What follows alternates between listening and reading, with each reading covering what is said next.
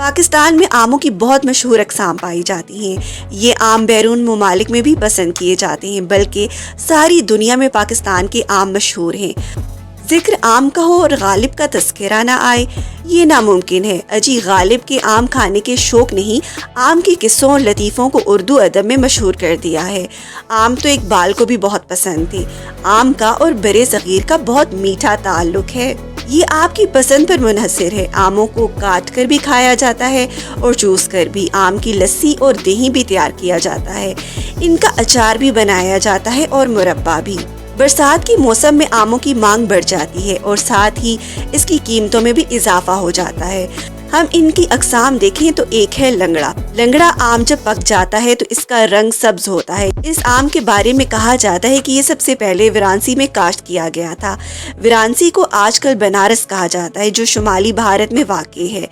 کوئی اس حقیقت سے باخبر نہیں کہ آخر آم کی اس قسم کو لنگڑا آم کیوں کہا جاتا ہے، لیکن کئی مقامی قصے کہانیوں کے مطابق اس آم کے درخت کا مالک خود لنگڑا تھا، اس لیے اس آم کا نام بھی لنگڑا آم رکھ دیا گیا۔ وہ خصوصیت جو لنگڑا آم کو دوسرے آموں سے الگ کرتی ہے وہ یہ ہے کہ یہ پک جانے کے بعد بھی اپنا سبز رنگ برقرار رکھتا ہے، جبکہ دوسرے آموں کا رنگ زرد اور سرخی مائل ہو جاتا ہے۔ لنگڑا آم میں ریشہ نہیں ہوتا اور جب یہ پک جاتا ہے تو اس کی خوشبو بڑی زبردست ہوتی ہے۔ اس کا چھلکا نازک ہوتا ہے اور یہ آم ایک میڈیم سائز فروٹ کے طور پر دستیاب ہوتا ہے۔ یہ پھل عام طور پر جولائی کے وسط سے اگست تک مارکیٹوں میں آتا ہے اور یہ بہت میٹھا ہوتا ہے اور پھر اس کا ذائقہ ترش بھی ہو جاتا ہے۔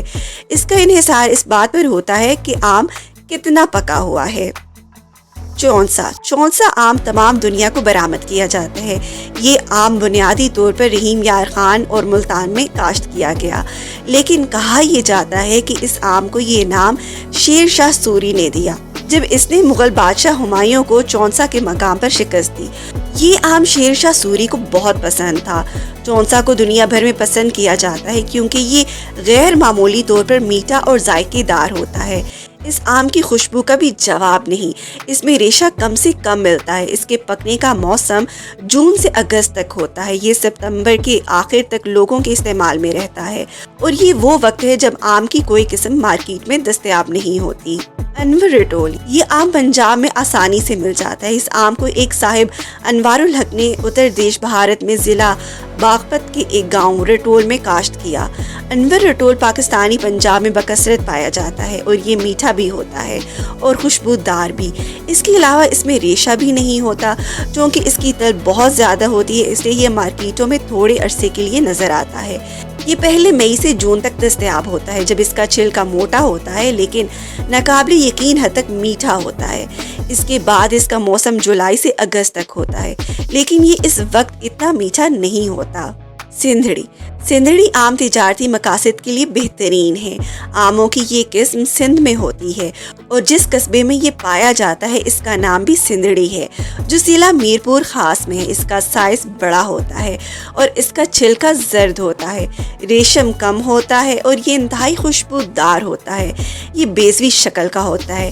آپ نے کمنٹس باکس میں ضرور بتانا ہے کہ آپ کا پسندیدہ آم کون سا ہے۔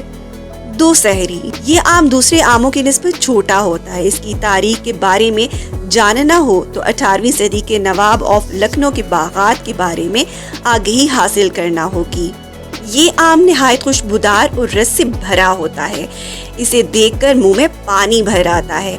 آم سے لطف اندوز ہونے کے لیے انتظار کرنا چاہیے کہ اس کا ذائقہ کب اپنے عروج پر آتا ہے اور اس کے لیے جولائی کے پہلے 2 ہفتے نہایت مناسب ہیں۔